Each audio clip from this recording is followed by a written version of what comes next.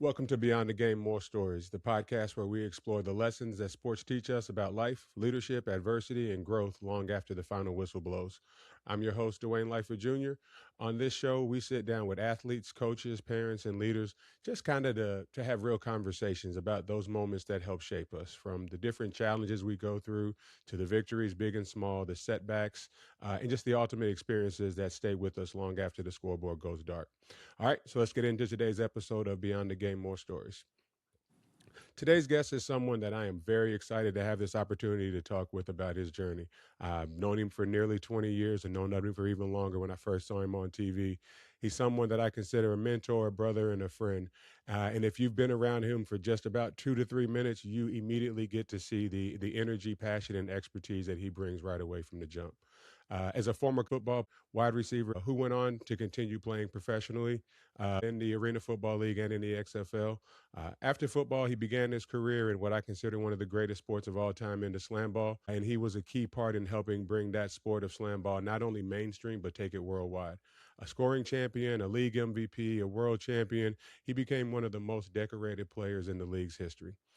Since his playing days, he's dedicated his career to helping others grow and perform at the highest levels. He is a performance educator, a keynote speaker, and a multi-sport performance expert who works with young athletes and professional athletes, while also educating, teaching teachers, coaches, and trainers. His philosophy centers around a simple but yet very powerful ideal that good enough is not enough. Outwork everybody and get better every day. We call it the better every day mentality. With over 25 years of coaching experience, he has impacted athletes across multiple sports. Currently, he is the head coach of the Ozone of the Slam Ball League, but today he is also the creator of Golf Athleticism, a program built around improving golf performance through better movement, athleticism, and power. He is one of the best storytellers there is, so I know we're all in store for some great knowledge. So joining us today, Coach T.A. Trevor Two Claps Andersons. And I've always wanted to do this, so hey! You didn't give me my two claps. Two clap. Ah. Yeah, so, Hey, all right, two well, how are you clap. doing today, sir? What's happening, man?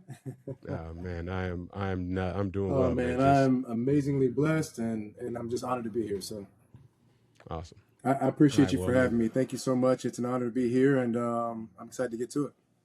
awesome, man. I appreciate it. Again, been a part of my life for nearly half of it, man. I can't tell you how honored and happy I am to do this.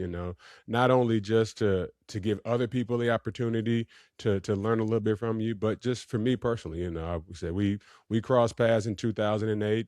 We've circled back through here again, but I'm sure there's still things about your story that I don't know, and that's why I like being able to do this platform and this podcast, because it gives everybody a chance to hear other people's story. My thing is, I believe everybody has a story that somebody needs to hear. And if I can be that bridge to kind of connect those two, that's kind of what I'm here for. So, again, looking forward to learning more about, the TA before I knew TA. So For sure. before we get started, like I said, being a friend of yours, a competitor in slam ball, and just kind of watching you, something that I carry with me very closely, and I believe things these kids today are talking about is things like Aura, Riz, 6'7", and I think it's now 41 or something. But my kids my kids who specifically, especially my oldest one, he doesn't really think I'm cool and that I embarrass him a lot. So, a lot of it is, they look up to you and they think that you're one of the coolest people ever. So when I go to them and I'm like, hey, I've got to be cool because I know cool people and I've also introduced you to cool people. Right. It doesn't really give me anything, but I guess it doesn't help my credibility or anything. But the good Right. news for you is, unfortunately, me, and that didn't cost you any aura. You're still amazing to them. So, I you appreciate know, that, man. I appreciate it. everybody's gonna get to see it. So, That's an honor. all right, Coach. Yeah. So when we jump in here, first thing, um, the way I do things here is I want to start it from the beginning, right? Okay. This is a podcast where I really focus on the person, not just the player or just the athlete. So Right. my first question that I want to dive in here with you is, like I said, you're a great son, great husband, great father, great coach, all of that. And a lot of what I see in you, it comes from that background, that belief, that faith in everything that you have. Can you kind of tell me about how just that kind of built who you were at a younger age to be able to help you set up for the successes that you've been able to experience in life? Yeah, well, I appreciate it. It's a great question to start off with. Again, like I said, I'm honored to be here and share because we don't get a chance to. I'm going to be 50 this year, right? So it's like we don't get a chance to share a lot of those stories from our childhood with people that are willingly listening, to it. And my journey was a little bit unique as a product of a biracial marriage. My mom's white, dad's black. Growing up in the late 70s and early 80s, that it had its own set of challenges. Right now, mind you, at the time, I didn't realize that there were challenges at the time because my parents did a great job of making sure that, I didn't have to worry about those things. And I realized looking back at it now, how much of it they took on themselves. But growing up, I found my confidence in two different places. One of them was sports, but like you said, we don't just focus on the athlete. But at 6 years old, I started playing soccer, and I think my mom just wanted to get me out of the house in a way that can, help me, burn off some energy so I wouldn't tear the house up. But I started school early. I think I was 4 years old actually. Went to a private school because public school said I was too young to get in, and they said, well, if he takes a test and he passed it, he can get in, and he'll never pass the test. And just a little, mixed kid with an afro and aced the test, and and they had to let me in. So I got into school and public school, and I was younger than everybody, but I was several reading levels ahead of everybody. And I used to be smart back in the day, but I don't know what happened now. But my point was, I was intellectually, I was advanced, but because I was younger than everyone, I was emotionally a little bit behind. So I would act out, lash out, things like that. And my mom found that sports gave me an opportunity to really have a place to dump that extra energy into. They found out when I wasn't being challenged that I was causing, a ruckus.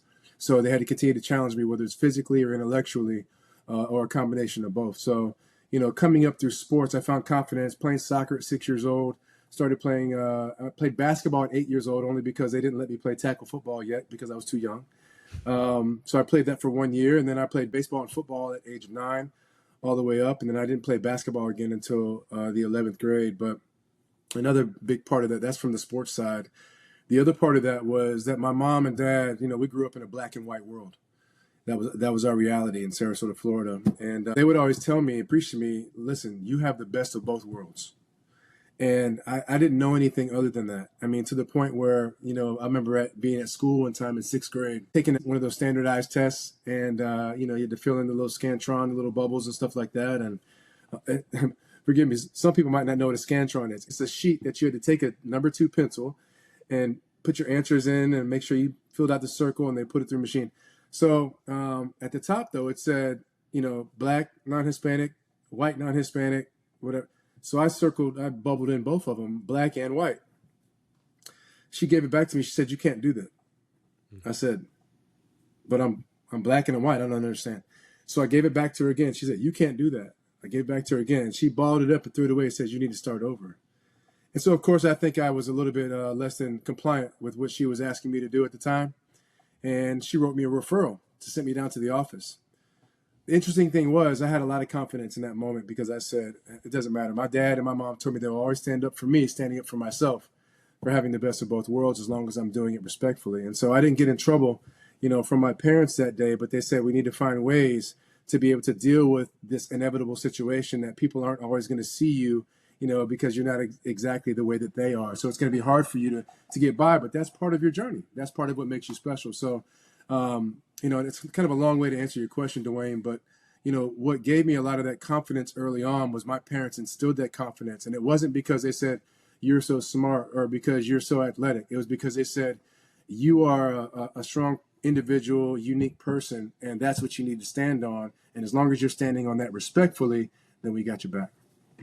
That is amazing because a lot of people, like you said, don't know the history behind the Scantrons because for some reason, again, I'm same generation as you. Told you how to use a number two pencil. Never understood what happened to the number one or the number three Yeah, pencil. where did they go?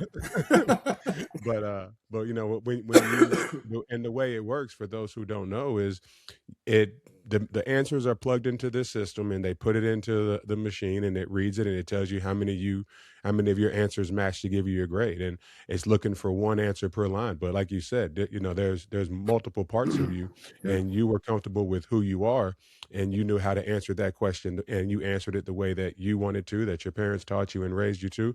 And just because it didn't conform with a computerized program, you stood on that. And that is something that I love to hear and I applaud because, again, you are one of the strongest men I know. Not and physically, all of that stuff, but I'm just talking with who you are and how you move. I look up to you a lot and everything like that. Thank you. So I appreciate you sharing that story. Yes, sir. Oh. So now, like I said, you started off earlier. You said you did the soccer. You did basketball. Came back around to one of the two better sports between basketball and slam ball. You came back to basketball in the 11th grade, but football was your thing, right? So kind of tell me a little bit about your journey through high school. The recruiting process and how you get into the UCF to playing football and everything like that. Well, this is an interesting story because that was a very short conversation as it relates to UCF. So, coming through high school, as I mentioned earlier, I was younger than everybody. And, I played my entire senior season of high school football at 16 years old. And I turned 17, right at the end of the season. And in contrast, my younger son, Taj, is 16. He played his entire freshman season at 16 years old, so that, we're living in a different era now. But again, I was tall and athletic, but I was a couple years behind people, emotionally and otherwise. And so I wasn't highly recruited. I was pretty good. I was a decent player, but I had some offers from some small schools and things like that. But I wasn't wise enough to know, or I didn't have the wise counsel around me to know. My parents didn't really, have any touch points with any of this recruiting stuff. I said, I'll just go to UCF, and I have some friends going up there. I'm not too far from home. I'm not going to be in the Midwest or somewhere like that, and away from home at a small school. I can go to UCF and I'll walk on. That's what I'll do. Not understanding that it's not as easy as that. So because when I got to school, I wasn't on any kind of a scholarship, so I had to work. As soon as I got on campus, I was working. I was working to put myself through school. My parents didn't have a bunch of extra disposable income to just give me for this and for that. They gave me one of their cars to actually take to school, so they ended up with one car, and because they gave me the other one, and so we made it by. I never felt like I didn't have enough when I was coming up, but I realize now the sacrifices and compromises that my parents made along the way. Anyway, so I figured I'd go walk on. Well, I was working full time and going to school full time, so that wasn't really going to happen my freshman year.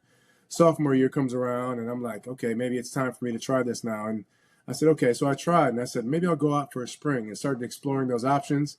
Went out for a spring, and I realized I can't earn a scholarship. It's going to take me a year to earn a scholarship here.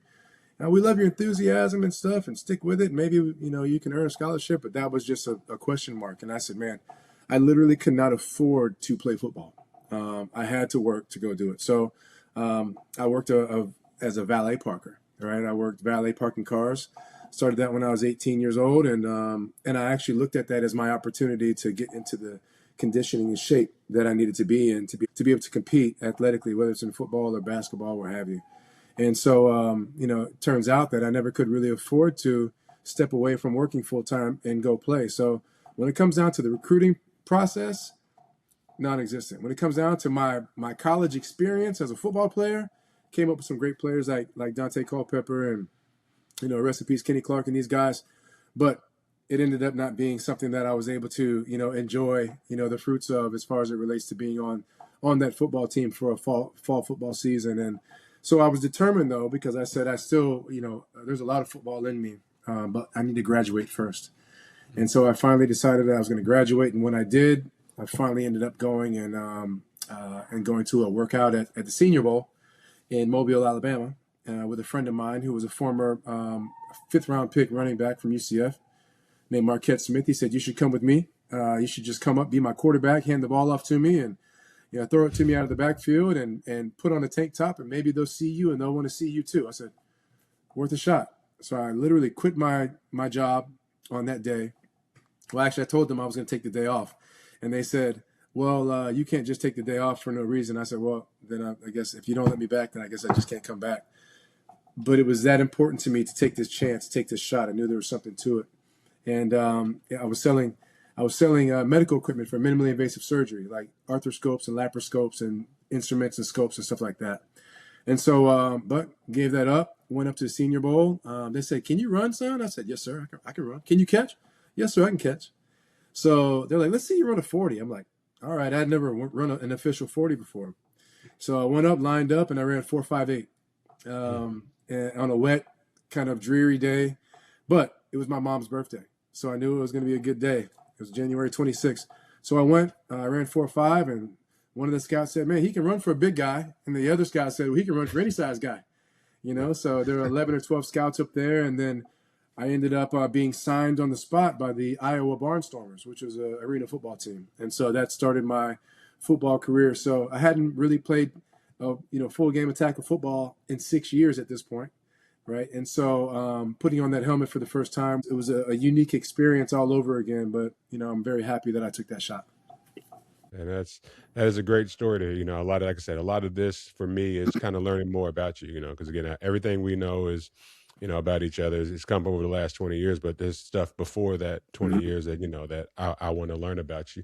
So, understanding kind of your journey and everything that you went through, you've seen this level, you've seen sports, and even what you do now, where how you help and give back to the community. You've seen sports at a high school level, you've seen it at a college level, at a combine level, and at a professional level.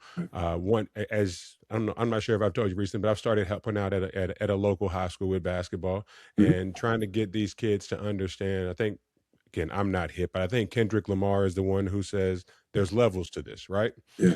And I'm trying to get them to understand how you show up and perform now has to always step up in the level. If your goal is college or professional, it's going to have to get better, the effort you put in. How would you, as everything that you've seen, whether it's basketball, high school, college, football, with golf, track, everything all the sports that you've been around, how would you compare and contrast the level of effort and just hard work and everything that you have to give, the difference levels between a high school, or college, and a professional? I think every person that will go on to be successful at the next level realizes that the level that they're at is not the level that they're training for. Mhm. So if you're a high school player right now and you're a sophomore in high school, your training should be working to prepare you for college football. It should be working to prepare you for college basketball. The work that I have to put in now has to keep in mind that there are people in college right now that when I get there, I'm going to need to compete with.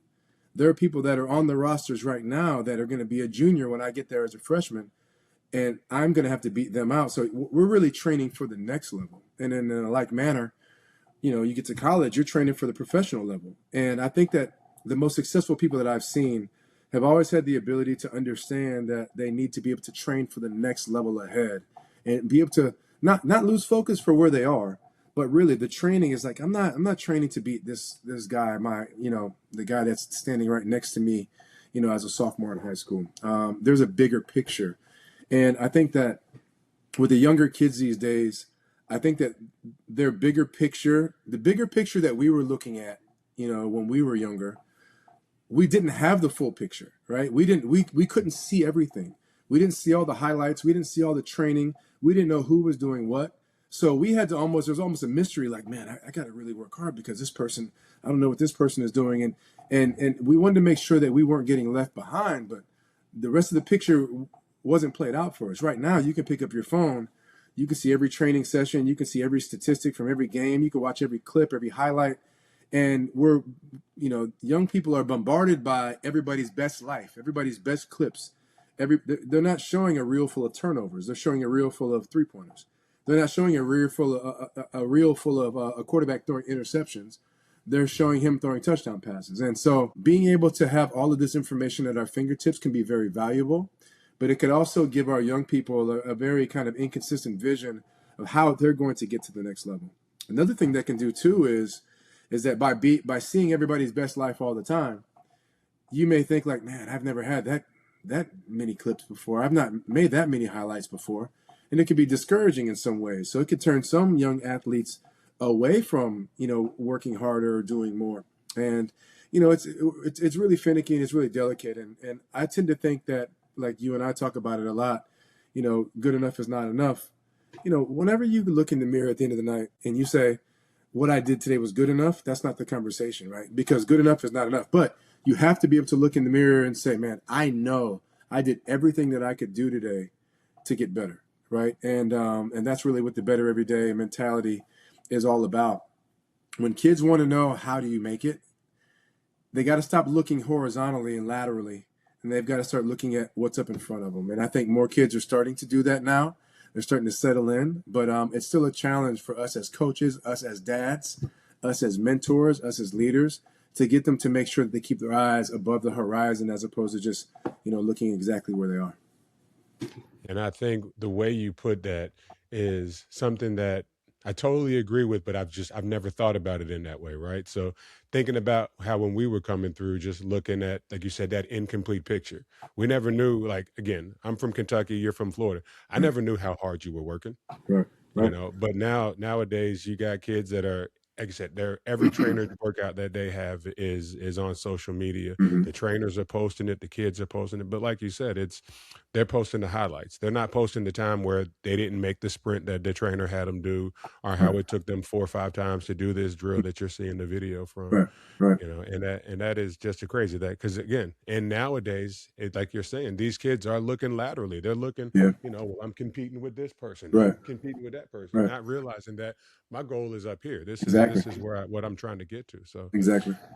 yeah, and like you said, good enough is not just enough. So that overall foundation, eventually led you to that mindset. So just kind of the idea of getting better every day. I know as a kid, it was something that I said without actually saying it that way. Mm-hmm. I would always say, hey, I'm better today than I was yesterday, Mm-hmm. but not as good as I'm going to be tomorrow. So just kind of the way that I worded it. But I think in the same way, I was saying, I got to be better every day. So how did you develop that overall philosophy to where it's something that shapes your preparation and training and everything that you're doing every day? And what exactly does that mean to you in making sure that you continue to navigate your mentality in a better everyday, mindset? Well, first off, I appreciate that OG Better Everyday shirt you had on. Let me tell a quick story about the shirt that you have on, Dwayne. Mm-hmm. When Better Everyday, when I first had my first Better Everyday gym, I remember I had to get people to run it for me so that I can leave and go to Slam Ball training camp in 2008 at IMG. And I said, man, I'm going to be here. The cameras are going to be running all the time. People are going to be taking photos. We're going to be on, national TV. Our finals and playoffs and stuff are going to be on CBS, I believe. I said, I've got to have a way for whenever those cameras are on, for them to be able to see Better Every Day somehow. And I need to get a shirt. And I need to make the letters as big as possible on the shirt, so it's not deniable, that this says Better Every Day. And so I remember I spent like $500, $600 to get all these shirts made. And my whole thing was this: I'm not just going to be handing them out, but when somebody says, hey, TA, can I have one of those shirts? Absolutely. And you were one of the first ones that asked me, Dwayne. You said, can I have one? I said, absolutely.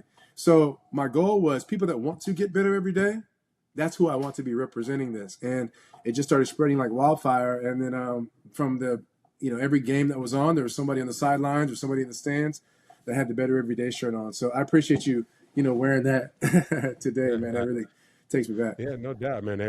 I saw it and I was like, man, I got to get one. I see other people with it. Like, I don't want to be the only one out. I'm the rookie. I don't want to be the only one without the Better Everyday shirt. Right, right. They only gave us one Slam Ball shirt. Exactly right. Well, where the Better Everyday came from, my dad used to say it when I was younger, and I remember one time in particular in the backyard. Back in the day, we used to have a weight set. A lot of us had a weight set we keep in the backyard. Had like a Hmm. foam bench. It was kind of raggedy, Yep. like rickety, and it Yep. had that bar that was thin, not like the Olympic The bar. It real was thin thin. bar. Yep. Yep, and it had those The weights that small were thin weights. concrete with the plastic shell around it, right? Hmm. So, and then like when it rained, it would get some water in it, and the water would drip out, and it just, but it was weight, right? So I'd be in the Until they backyard with my crack. dad. Yeah, it Yep. would They would crack. eventually cracking. Yeah. It cracked because the sun, they get sun worn, and yeah, they don't even understand Dwayne. But anyway, so I remember one time being in the yard, backyard with my dad, and we were lifting weights. I was 10 years old, and I was like, Dad, I can lift more than this. He's like, lift this. I was like, okay, it's easy. Like, give me some more. Give me some more. He put a little bit more. I said, yeah, I can lift this. He goes, son, just lift that. I was like, okay, but I can do more. He goes, listen, you don't have to lift the whole gym every time you lift weights. He said, but if it's light, move it fast. That was something that I did not realize that I was going to have, I was going to stick with me for so long with my athletes and everything. If it's light, move it fast. Because if you think about it, the basketball only weighs so much. A baseball bat only weighs so much. A golf club only weighs so much. A tennis racket only weighs so much. A football only weighs so much. But we do all these powerful things to prepare our body to move an implement that weighs a pound, right? So if it's light, move it fast. And that was a big thing for me. But he said, you don't have to get it all today, son. You don't have to get it all today. You just have to make sure that you're getting a little bit better every day. As long as you're getting a little bit better every day, that's the foundation for progress. And so fast forward to, that's me being at 10, 11 years old. Now fast forward to right around the time that I was coming to play Slam Ball season one. Or maybe a little bit before that, a couple years before that. I had one notebook. I was one of the managers of the gym at the community center in Orlando, and I had two of those. I had two books like this. Let me show you. I have one right here. I keep these for a reason. I had two of those composition books, Hmm. right, just like these. So I had two of them, and they looked exactly alike. And in one of them, I was writing down everything that, like all my business, random business things or whatever, or notes and things like that. And then the other one, I said, I'm going to write down everything I did in this book to get better today. Like, what did I do to get better today? Write the date, January 1st. I did this, this, this, and this, January 2nd. And I wrote down every single day what I did to get better. And eventually on the front, on the lines, I put better every day. And Hmm. so, you know what it looked like on the front of the book? It looked exactly what it looks like on your shirt. Better Hmm. every day, right? Stacked up Yeah. like that. And so what I ended up doing was I ended up adopting that philosophy, even though my dad had given it to me many years earlier. I said, all right, better every day, better every day. What am I going to do to get better every day? And then it just started to develop from there. Then in 2003, I started my training business. I'd been training since 1996. So this is my 30th year in business. But you know, I never really had an official corporation or anything like that. But I said, it's time. And one of my clients, I asked him, I said, you know what? Don't pay me in cash today. Write me a check. And don't make it out to me. Make it out to better every day. 3 words.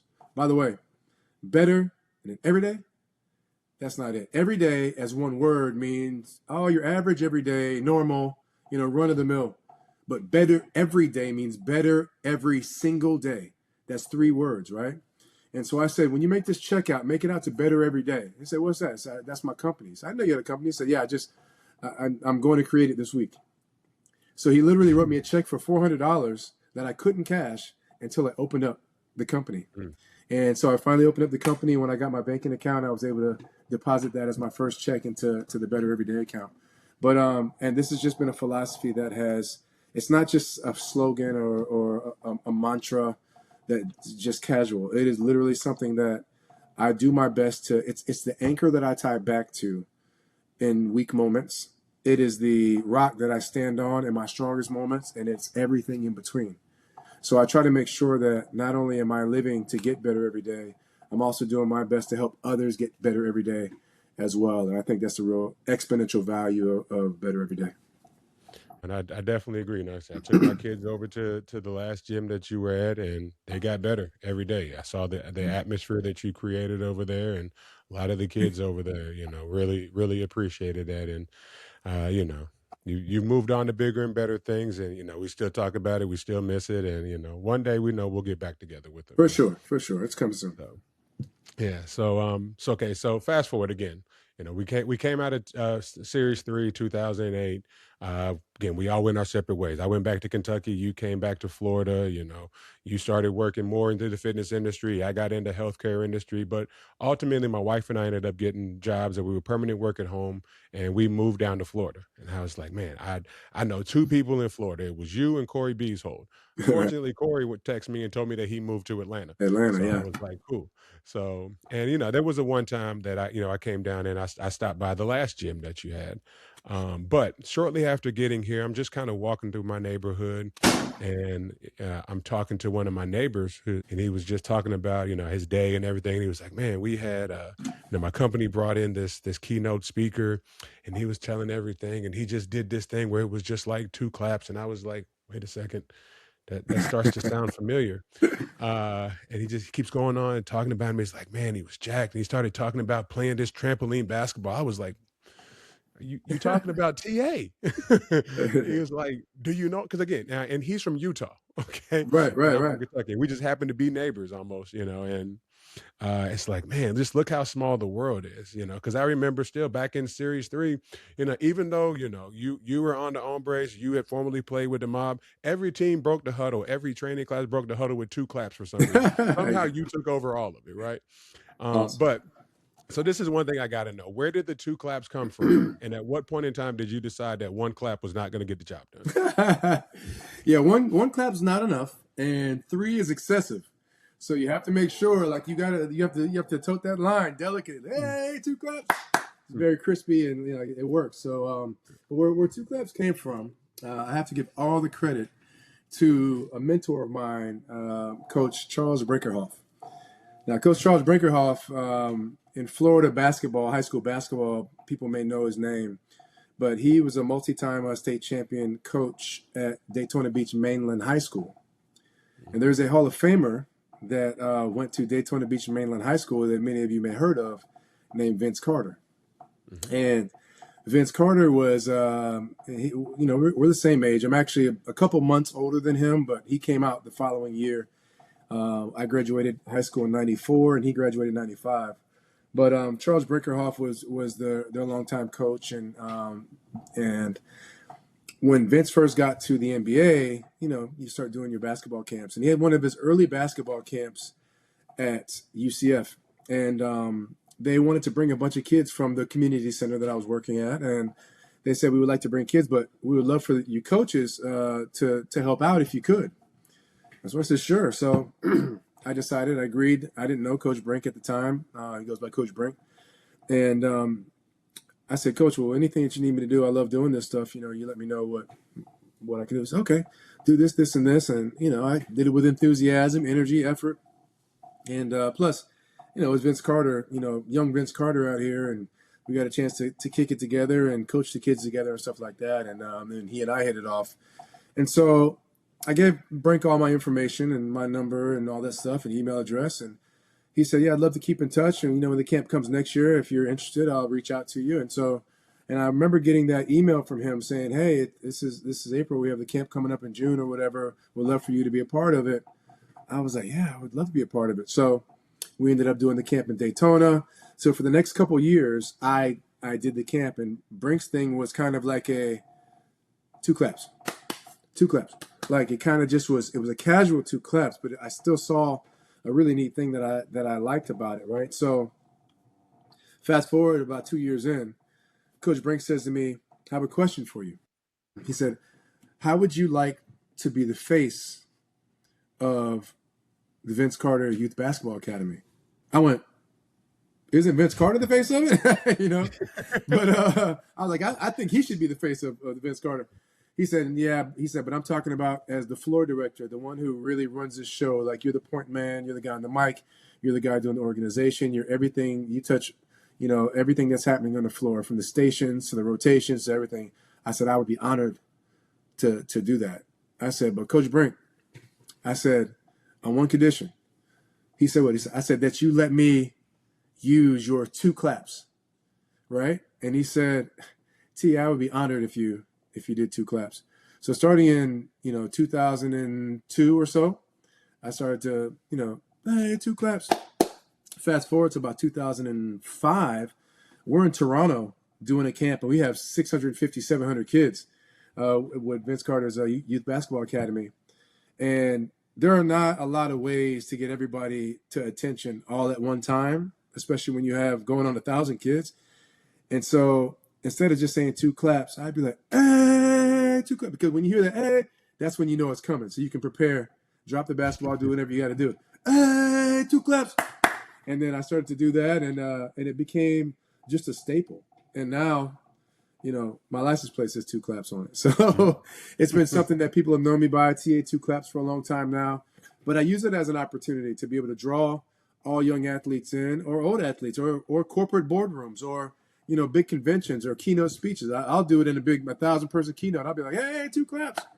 And it kind of brings the energy all to a point that everybody's focused and locked in. And so that's where that came from. And that was something that I've always thought about is, that is a way to bring people together. And that's just a show of teamwork. Like I've seen at the Better Everyday facility, you would get one kid who might miss the rhythm, and everybody tries to get him together so that way the whole team can be on the same rhythm. So, Right. yeah. So, all right. So, we'll fast forward a little bit. So, again, you and I met 2008 through Slam Ball, which, I consider tied for the greatest sport of all time with basketball, because again, my background. And again, it's a worldwide phenomenon. And there, for the 3 or 4 people in the world who may not know what slam ball is, slam ball is just a full contact hybrid sport that incorporates elements of both basketball and football, and then a little bit of hockey, because again, it is the full contact and it's played inside what similar to a hockey arena. Four trampolines built into the floor, so it kind of gives the athletes the ability to take the game off of the floor 10, 15 feet in the air, to where you're having NBA jam like plays above the rim. So take me back and kind of tell me how you got the opportunity to play slam ball at the very beginning, because I know now everybody wants to play it, but 2001, 2002, how did that opportunity come across to you, and what made you decide to do that?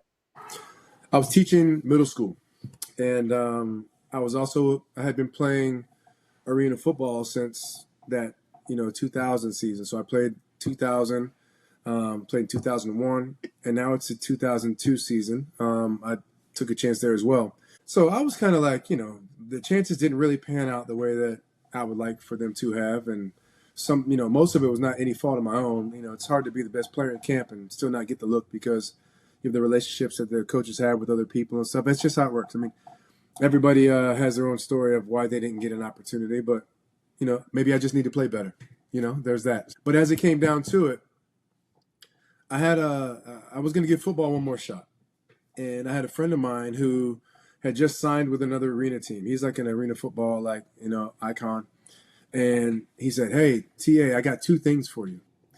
I just signed with this team in Carolina, and they said they need another big receiver." I said, "I have a perfect guy. He's 6'6", like 225. I think he's perfect." He said, "So that camp starts in like 3 weeks. I told him they should bring you in." He said, "But I got something else for you, though." I said, "What's that?" He goes, "Slam ball." I said, "Slam ball?" I said, "Bouncing around on the trampolines and dunking like that, what like them crazy people do?" He said, "Yeah." He said, "Hear me out." He said, "I just got done shooting this movie, The Replacements, the football movie where Keanu Reeves, they were the replacements. So they shot that in Baltimore." And he said, the guy who ran all of the athletic football stuff for The Replacements, he also is a guy who does all the athletic things for slam ball. Now, I think this guy was gone when you got here, Dwayne. His name was Justin Reamer. And so he said, I told Justin Reamer, like, "Hey, listen, I got a dude, man. Like, he's 6'6", 225. He jumps out of the gym off the basketball court. He's physical. He's a football player. And, I think that he would be perfect." And he's like, "I've got to see him. We're going to have a tryout at Universal Studios next week, and I need him to be there." So now I have 2 opportunities. I have a guy, they want to sign me in Carolina in 3 weeks. And then I have an opportunity to play slam ball, at least go to a tryout. I had to get somebody to cover my class for the day to go do it. But again, just like the opportunity I took a few years earlier in football, you never know. I couldn't let that pass by. So Went to the back lot to Universal, and I remember they said they're looking for people with football skills, basketball skills, and overall athletic ability. That's what they were looking for. I said, this sounds like me.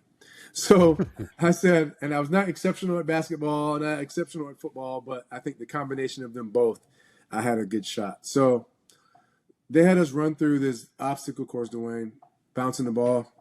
And then at the end of it, Mason was there and he'd hit you with the pad. And then you'd have to go dunk. Now, it was one of those kind that you put in your driveway that kind of you put water or sand in the base of it. Mm-hmm. And, The portable one. yeah, the kind that can come down easy if you dunk it hard enough. Yeah. So I said to myself, I don't want to tear this thing down. So I jumped up and this is prime athletic TA, man. I laid it back and looked at the rim. And, they're like, how about you dunk it hard next time? I went, don't play with me, man. I'll snatch this whole thing out of the freaking whole ground. And I did. So I did it again. Mason stepped up. I blasted him. Boom! Knocking Mason down. Then I came up and and it rocked back and forth and it came back up. And they were like, and then finally they put you on a trampoline. You bounce up and down and then jump off. And I felt like that was a nightmare for me. Like I was like, I ruined my opportunity showing them about jumping on this trampoline right now because I am terrible at this. But they picked 4 people. And they picked myself, a guy named James Turner. Then they picked Big George Bird. Mm-hmm. And they picked Corey Beeshold. So it was the 4 of us. Yeah.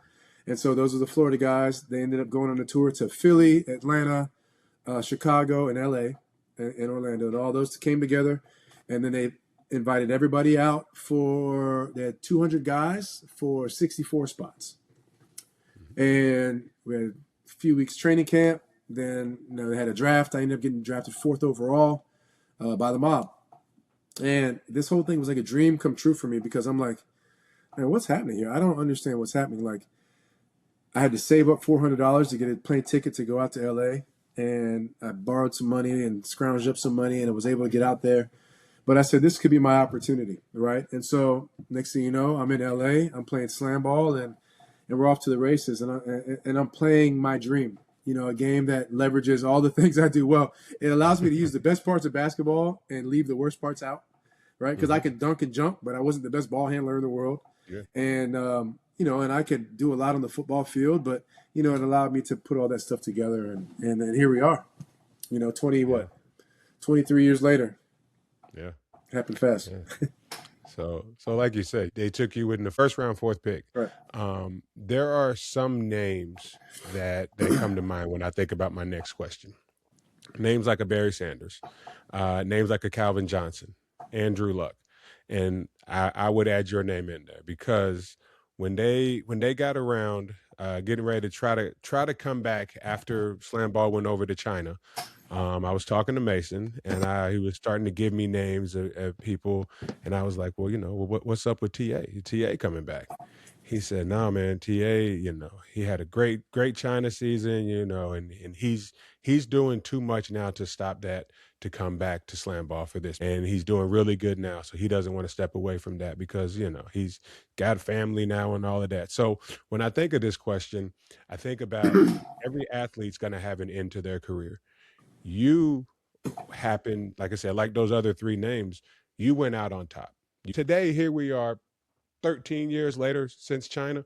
You probably maybe 15 years later since China. I believe you could still go out there and play because I saw you in 2023 jumping around, right? Yeah. So what helped you realize and know that it was the right time, to end the playing career, even though you could still go? Well, there was one reason that I didn't go back. So again, we had a very successful run. So remember, we went to China in 2012. The last time I played slam ball was 2008 in season 3 with you, right? Mm-hmm. And so for me, a lot had happened in that 4 years, and it's interesting because a lot happened in the fitness industry, and it went really from it was transitioning from like a bigger, faster, stronger mentality to a functional movement and training and efficiency mentality, right? And my expertise was transforming, and I was learning more about movement efficiency and biomechanics and all this stuff, and how to keep my athletes healthier and safer and keep them on the court and on the field longer and things like this. And what I realized was that I got back out there 4 years older. And at the time, I think, and now I'm like 32 years old or 33 years old. I go out there, I am more efficient, I'm more powerful, I'm better, I'm not getting tired as fast, I'm more efficient. And all of that played into the whole like opportunity to do well and win the MVP and the championship and all that stuff. And that was 2012. And so even though I felt so good and so great, like I just felt like, man, this is so amazing. I opened the gym, right? I opened the better every day. And my son Brian says to me, he said, Dad, I said, man, guys, I have an opportunity to go to China, like go back and do it again.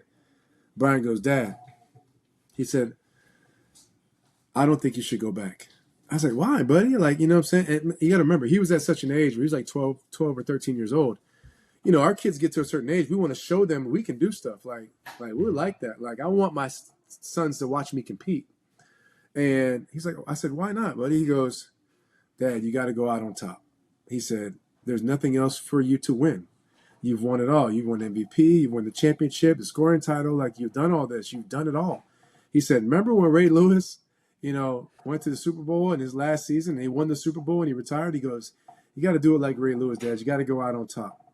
And I really honored what he said because I heard more than just a sports voice happening there. It was more than a sports conversation. It was like a, Dad, we love you here. You're the champ. You're the best.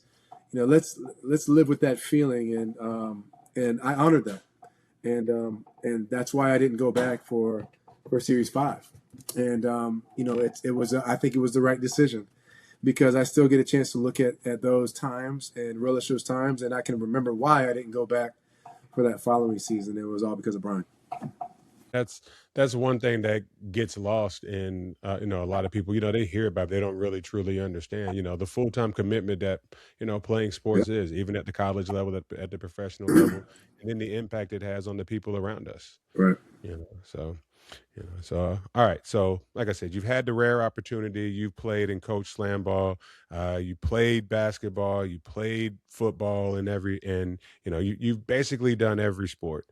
Um, but I will say now you have transitioned and now you've gone to and found a new sport passion. Now you are working in the golf realm, right? And you're helping people become better with their golf and everything. And as somebody who, when I finished playing, I picked up golf, it became the most frustrating sport ever. That little white ball, I don't care how good I can hit it, I can never find it because it Right. never goes where I'm telling it. I could throw a Right. basketball wherever I want it to go. I Right. could throw a baseball, but that golf ball, for some reason, just goes wherever it feels like it. So, you know, what allows you to step into a new sport and just develop, you know, that level of excellence that you've been able to achieve for other people and helping them? Well, you know, I've been working with golfers since 2004. And, you know, my college roommate was a golfer. And, you know, I remember him telling me, he was the first one that told me about Tiger Woods. There's this guy, Tiger Woods, this kid, he's at Stanford and he's going to be the best ever did it. I'm like, oh, wow, really? And, you know, there's something about looking at someone who looks like you, shall we say, Hmm. right? That is doing something that you'd like to be able to do that makes it tangible, it makes it possible, it makes it achievable. And but I would go out to the range with my roommate Ben Lyles, and I'd be like, you know, I'm athletic. I don't understand. I'm athletic. Why can't I make the ball go that way that I'm trying to hit it? And you know, it was frustrating. But what happened was it turned me into like I became kind of very interested in why what's the reason why I'm unable to accomplish what I'm trying to. When I can hit a baseball a mile, I can throw a football a mile, I can run fast, I can jump high, I can do everything else in sports. What is it about this? And so I started to get kind of fascinated with that. And then I trained a couple of golfers here and there, but my mentality was, okay, let's get them stronger so they can hit the ball further. But in 2004, I had a professional golfer come to me. He was referred to me. His name's Kevin Hall, a good friend of mine. And Kevin is a professional golfer. He's a national champion at Ohio State. And he was, you know, he's black and he's deaf. He lost his hearing when he was 2 years old, meningitis. And but I met this guy. Not only did it changed my mentality about golf, but it changed my coaching process. Like, how good of a coach are you when the person that you're coaching can't hear you, right? Mm-hmm. So in this moment, I realized how I train golfers and how I just educate and instruct, with less than five senses. It's one of those things that made me a better person and a better coach. And so as I started to train golfers, I started to realize it's about stability, like how they connect with the ground, and then mobility, movement, and then their coordination. And then I started to draw those correlations to other sports. And so the way golf athleticism came about was I'm really truly understanding that there's a gap in the golf world to be able to enhance the athleticism of golfers. You don't think about running and jumping when you think about golf because you say they're standing still, they're just swinging, they're not doing much. But the golf swing is truly one of the most violent moves in all of sport, right? It really is. I mean, but it's also the only move that you do where you move 100 plus miles an hour you're still standing in the same place, right? So there is a responsibility as a trainer and as an instructor to be able to prepare the body adequately to be able to handle the rigors of the golf swing. And so I got very fascinated and I started nerding out about that, about the biomechanics of the golf swing and how I can best help golfers. And so fast forward to working at IMG, I went to IMG in 2009, and for 3 years I was the director of golf performance for the academy, where I had I was responsible for the physical training curriculum for 180 academy golfers. So I saw a bunch of great swings that weren't very good, and I saw a bunch of terrible swings that were really good, and I saw everything in between. And I started to really cut my teeth on how different golfers move and what types of things create success, and how does it relate to the general athleticism that I train with athletes of all these other sports. And so, as an avid golfer myself, I'm also the mad scientist. So I'm able to try stuff on myself and do things on my own. And I can also step into a space where I can understand, okay, you're a baseball player. I get it. I play baseball too. Here's what we're going to have to be able to do for you to be able to play this game at a higher level. Okay, you're a football player. I get it. I play football too. Right. So I can really have something in common with everybody from every sport that comes our way. And look at it. All these ex-retired athletes that are our age now, what are they doing? They're all playing golf. And so I'm able to work with some of those guys and then also juniors and then, your weekend warrior. And I can help golfers at every level. And I've had the honor to work next to one of the best golf instructors on planet Earth, and Mr. David Ledbetter, for a number of years. And I've learned a lot from him. He's created opportunities for me from Golf Digest to Golf Channel and everything in between. And I've been able to educate, write curriculum and certifications, including golf athleticism, which I just released. And it's been a really cool world to be in because, I don't look like everybody else in the golf world for the most part. I always say I look like a basketball player. I play pro football, but I train golfers. But you're gonna have to trust me, though. Just trust me. Yeah. It's a good icebreaker. But the reality is, I really understand my way around the golf swing and golf performance, and I'm excited to be able to help other people get better at the game as well. That's something for me that I had to realize early on. It is about the consistency that you build in your game. You got to make sure that you're doing everything the same exact way, and that's something that carries over to a lot of sports. Sure. Shooting is all the same, you know. Make sure your feet are right every time. You're pointing in the right direction. Your hands are right. But golf was something that, like I said, humbled me, and it took me bragging back at the clubhouse to the friends that I had a better score than, that I beat them. And the Right. guy asked me, well, what was your score? I said, I don't know. It was like 112. He was like, so you lost to the course. Mm. And that was when I realized, like, this game is different than every other game, Oh because it yeah. didn't matter how much weight I could lift. It doesn't Right. mean I'm going to hit the ball further. It That's right. doesn't matter that I can dunk a basketball. It doesn't mean I'm going to hit it That's straight. right. It is a game that is about, like you said, those other intricacies and everything that builds all of it to making you be able to hit that ball where you're envisioning it going and it going there. Right. So the athletes that are actually doing it Thursday, Friday, Saturday, Sunday on TV, people Right. just don't realize how incredible of athletes they really are. Without a doubt. Yeah. So now you train my kids. You've worked with them, kind of getting them into, to their athleticism and everything. So, you played a big role in shaping, who they are. And that's something that I really appreciate. And one thing I've noticed is the culture that you and your wife Amber and your son Brian and Taj had created in that facility, in the Better Everyday facility, Right. to where you you had these kids in the youth athlete class, and then you also had adults, but the youth athlete class, you created that better everyday mindset for them. I'll never forget when we first started coming, and my kids were working out with Taj, and the kids his age. There was no sitting down during the water breaks. There was no talking during water breaks, and that's something that I don't see anywhere else. So that atmosphere that you created, and one of the stories that I loved, and I don't know if I ever told you this story, but there was a kid there named Maui. One time, he was working out, and you had given him a break, and he came over to the side where I was sitting, and he was just gassed because that group of kids gave you everything they had Right. until they had a break. And his mom looks at him and goes, "Well, where's your water?" He goes, I left it in the car. So she goes, okay. She gets up, she goes, gets it to the car. And by the time she's walking back through the door, you're like, all right, back up. She brings him the water, and he sat that water down. I said, hey, man, get you some water. You need it. He said, I can't. Coach said, back on the line. We got to go. So I'm like, man, just to be at that young of an age and just realize, I need this, but this is the culture that's created there. How do you create that kind of culture and train athletes? Because you got athletes from different sports. You had baseball, basketball, football, you had cheerleaders there, Mhm. gymnastics there, Yeah. different ages, middle school, high school. How is that something that you've been able to build over time? Yeah. I mean, one of the realities, one of the things I try to do with our kids is, do I want to have a good time? Yes, but having a good time and playing around is not the same thing. And I think people people catch on to where I get this quote from, but I there was one of my favorite movies is Lean on Me, Mhm. and about Joe Clark and taking over the school and creating it as a principal and turning a terrible school around into a prospering school in Paterson, New Jersey. And there's one quote that he says, discipline is not the enemy of enthusiasm. And I've thought about that for 30 years. I've thought about that quote, and it continues to come up.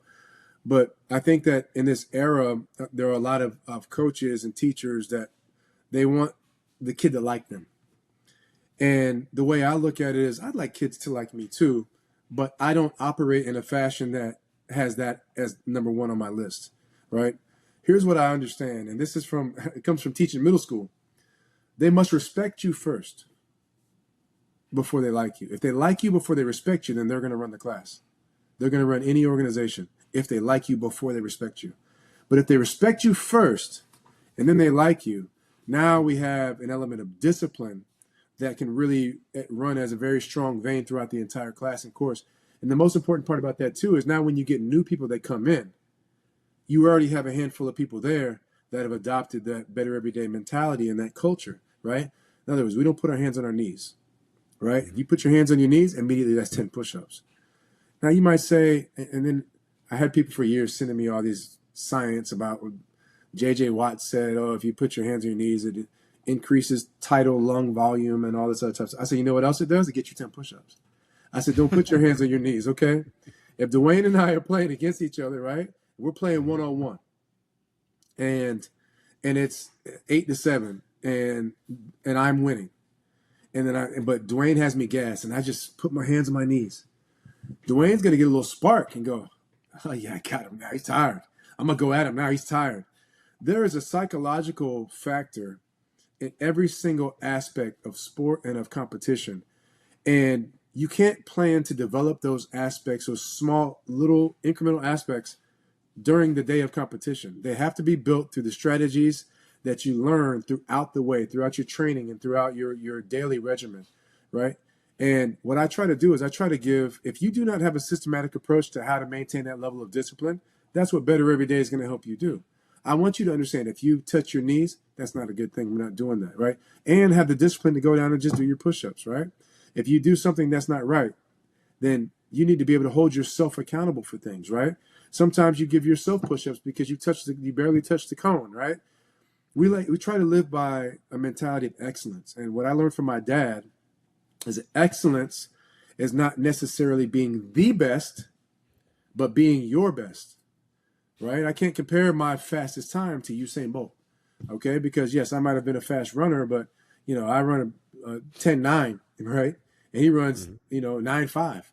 So he can run 9.7 and he can feel bad about not, achieving his best. I can run, 10.3 and I can be elated because I've reached my level of excellence. So it's about not being the best, but being your best. And that thought process and that mentality runs throughout the Better Everyday culture. And what you start to find is that when Maui didn't drink his water at that time, he understood the expectation, right? Part of our culture is about having clearly defined expectations. You understand when I say, okay, let's go, it's time to go, right? When I say it's time to stop, it's time to stop. When I say, hey, 2 claps, do this. When I say, how y'all feel? You tell me fired up. Like, that's just culture. And I think that if you can tap into something that's bigger than you and outside of you, not only does it connect you to the fabric of that culture, but it also emanates from you and it allows you to carry that culture with you wherever you go. Now I see people, hey, TA, 2 claps.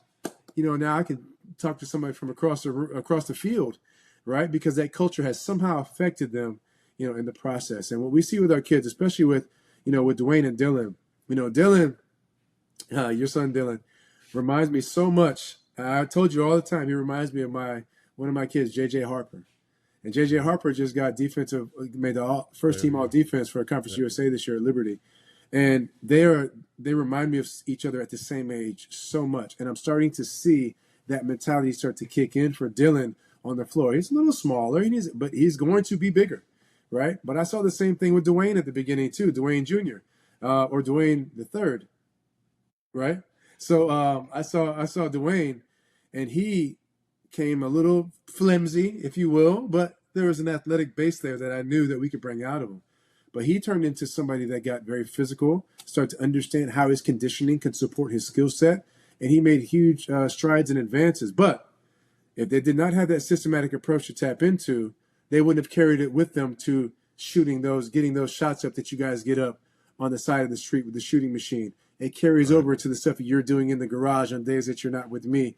And that's one of the most exciting parts about having that culture that really you can carry with you wherever you go.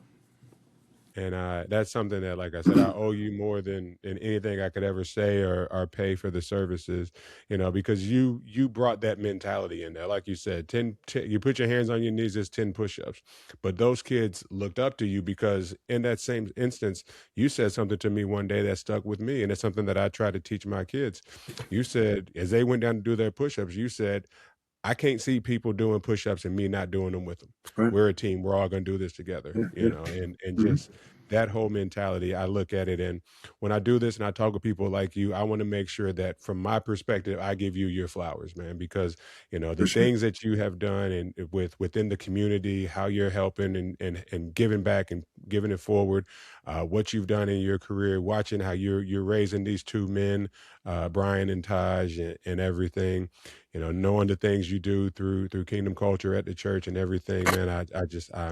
I'm honored, and just to be honest with you, like, I've learned so much from you. So I Thank appreciate everything that you've taught me, going back to 2008 when you were trying to teach me how to go from the outside tramp. You know, you. I think Appreciate it. that was probably, one of the hardest things for me to do when I got there. But again, you stuck with it, you had the patience, and and I appreciate that. But again, ultimately, man, I commend you for everything you're doing for just kids, for sports, and everything like that. So, Thank you, brother. I've learned a Appreciate you. lot from you. Everybody's learning from you, man. So, Thank you. all right, well.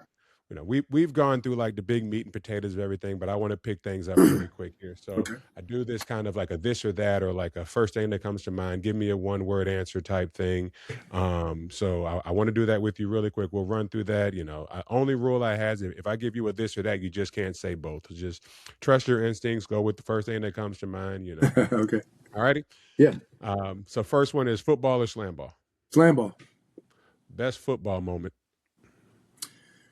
I was I just turned 12 years old, and we're playing in a all-star game, and I scored a touchdown to take us into overtime. I had scored a touchdown at the end of the first half. I scored one to take us into overtime, and now it's triple overtime, and we have to score to win. And I score a touchdown, and everybody jumps on me, including coaches and everything. I still have it on video from November the 10th, 1988. And Mm. everybody piled right on top of me, and it was definitely my greatest football moment. That sounds like something you got on either a beta or a VHS tape. It's the first thing that I actually took it and I said, I'm going to take this to get it digitized, and I did. So, Yeah, I do have it on digital video as well. yeah, awesome. Best slam ball moment. My best slam ball moment was my very first game, Hmm. because my very first game we played against the GOAT, Stan Hmm. Fletcher, right? Shakes. And, you know, Shakes was always very encouraging to me the whole time. He didn't know me like that, but I think he saw the talent in me. And as somebody who knew that he was one of the pioneers of this league, it's almost like he would give me little tips on the side and whatnot. And a couple of days before this, we were playing some preseason games. And I remember we played a preseason game against the Diablos. And I was coming down the court. Now, I did not know what I had the ability to do. I got a fast break and they gave it to me. And I was going down for a dunk, and Anthony White was down underneath. Anthony White, 6'8", like 230, legendary stopper. Call him Rooftop because he jumped so high he touched the roof of the warehouse. Hmm. And I went down, and I had no idea what I was doing. I was nervous and I was scared and I had adrenaline. I said, just go. And I punched that outside tramp, and I jumped so high that I saw Anthony come up like this and then come back down, and I was still up. And then I dunked it, and everybody in the building when I got off the tramp were like, and if it weren't for that moment, I wouldn't have known that I had the ability to do that. So a few days later, in our first game against the Steel, first time I got the ball, I went down and did exactly that. And I went crazy in my very first game as a non-starter. I scored 27 points my very first game. I had 27 on my jersey. I scored Hmm. 27 points. And I remember I just broke down crying after the game, like thinking about being in that classroom with those kids and them encouraging me to go, thinking about those tryouts, thinking about scraping together that money to get on that flight to go try to earn an opportunity and getting drafted and wondering if it's going to work out, wondering if it's for me. And then I see it all come out and unfold with 27 points, and it was on 9 dunks. By the way, Hmm. no 2 pointers, just all 9 dunks, and it was just an incredible moment for me, and that I'll definitely never forget. Awesome. All right. So now we'll tap into your trainer side really quick. Speed or precision? Precision, All right. speed matters, but speed misdirected is chaos. So I Yeah. think you need to be accurate first, and then fast next. All right. Do you prefer to train a youth athlete or an established athlete? Youth, All right. youth are Now, they're able to be molded, and you can identify how to help them get better. It gets narrow at the mountaintop. all right. Yeah. Develop confidence or the skill first? Skill, because I think the development of skill in turn develops confidence. All right. Playing slam ball or coaching slam ball? Playing, All right. Now, and every day we had a uh, conversation about how we would you put me, Stan, and a few other guys together, how we would give it to whatever four you put on the floor.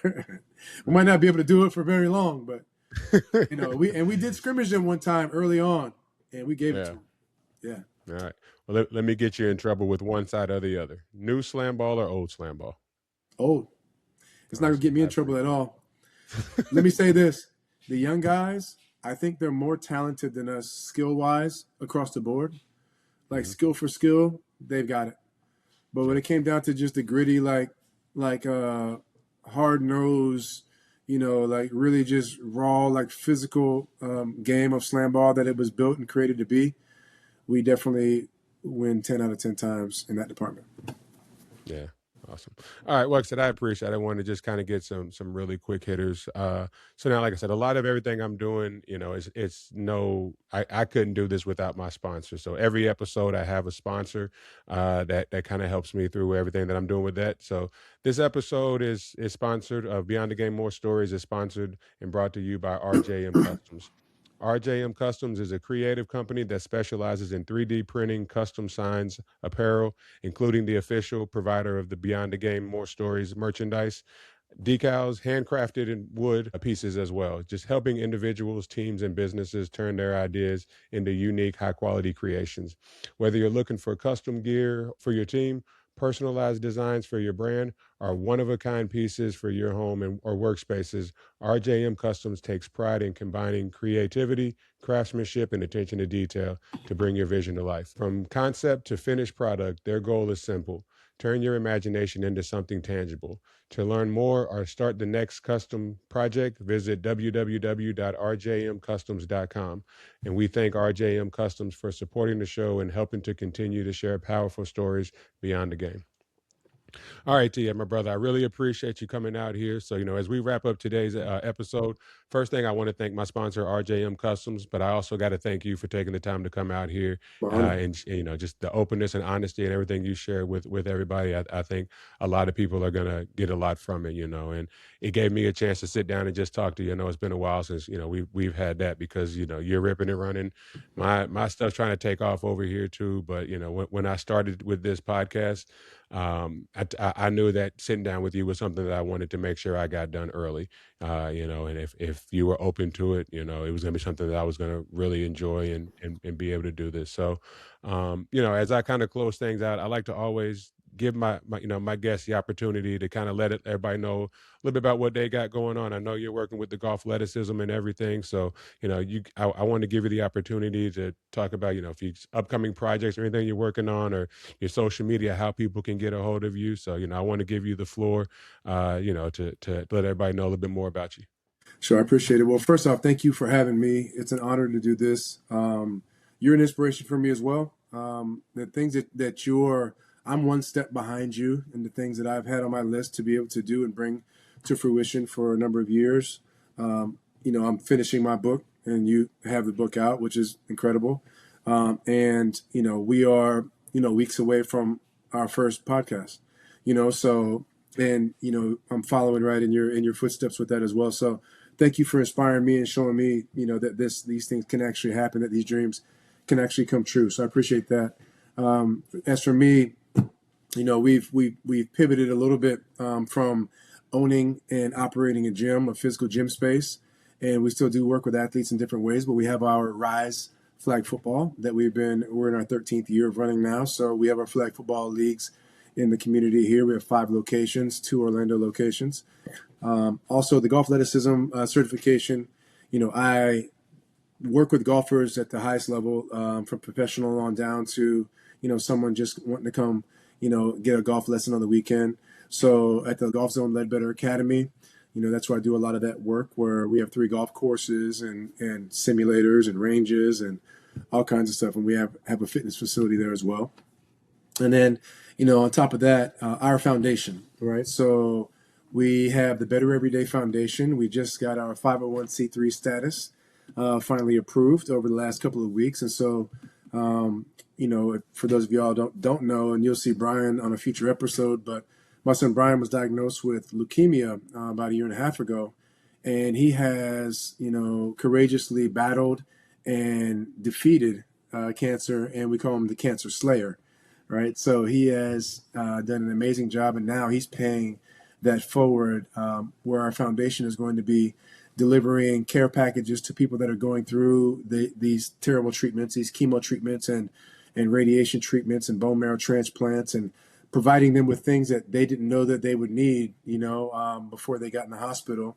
But in addition to that, we're also supporting the nurses that put their time and energy and love and care on the line to make sure that they can, do the best that they can for these patients as well. And that's just the beginning of it. There'll be more to come with that, but they can be found at bettereverydayfoundation.org. My social media personally is on Instagram, X, TikTok, all that is TA2 Claps, TA, the number 2 Claps, or TA2 Claps. And also the golf athleticism side is golf athleticism, Leticism, Leticism. So, a lot of different ways to reach out and contact, but more importantly, what you're doing with this podcast for the community, I want to give you your flowers as well, because it is March Madness coming up. And, there are not very many people that you're going to have that that you talk to on a regular basis that has competed in March Madness and has done well in March Madness. And you're sitting here looking at one right now, and Mr. Dwayne Lightfoot. And it's such an amazing time of year, and it always has been. I can remember back to, trying to make sure I got that pottery class so I could watch the tournament on TV when I was, in the classroom during class and during the day. But such a huge accomplishment to be a part of the March Madness that is so revered by the basketball world. And so thank you for sharing your stories on that as well, because yes, the basketball is important, but like you said, it goes beyond the game. So thank you so much for providing this platform to be able to tell my story and to be able to share my story, and also for you sharing yours, because your story is so valuable to hear for young athletes and coaches and mentors and parents as well. So thanks for what you do. Yeah, no, and again, like I said, this to me is family, man. I like to say slam ball is like Olive Garden, man. When you're here, you're family. But Rise and the Better Everyday Foundation, I appreciate the support. Are also sponsors for the Beyond the Game More Stories podcast as well. So, again, you guys have always supported me, and I love you guys. And I appreciate We love everything you that too, you guys brother. have done. So, but all right. So as we, wrap up everything, I want to thank my audience for taking the time, spending a few minutes with us, just learning a little bit about us, listening to Coach TA's story. Hopefully we can get you guys with the rhythm to get the two claps one day. But yeah, so if you heard something that you like, please like and subscribe. That's how we grow this thing. We're everywhere that they're delivering content. We're on Amazon, Spotify, we're on Apple Podcasts, Instagram, YouTube. Go out there, follow us, like and subscribe. Or if something you heard here, you feel like there's somebody who could benefit from hearing this story, or you just know somebody who likes storytelling in sports, we ask you share this with them as well. Because again, that's how we're going to grow things. If you need any more information we can offer you for, please visit. Coach TA gave you all his links, but we've got the www.btgms.com. You can go on there, get more information, as well as all of our official merchandise. But as we close up, I'm your host, Dwayne Lightfoot Jr. I appreciate you, my brother, Coach TA, Trevor Sure. Anderson. Thank you. Remember, the game may end, but the lessons don't. So we'll see you next time. And make sure that today, tomorrow, and every day, you continue to get better every day. That's right. And I'm going to end it this way with you. Hey! Two claps. All right. Yes, Thank you, sir. sir. All right. Take care, brother. Love you.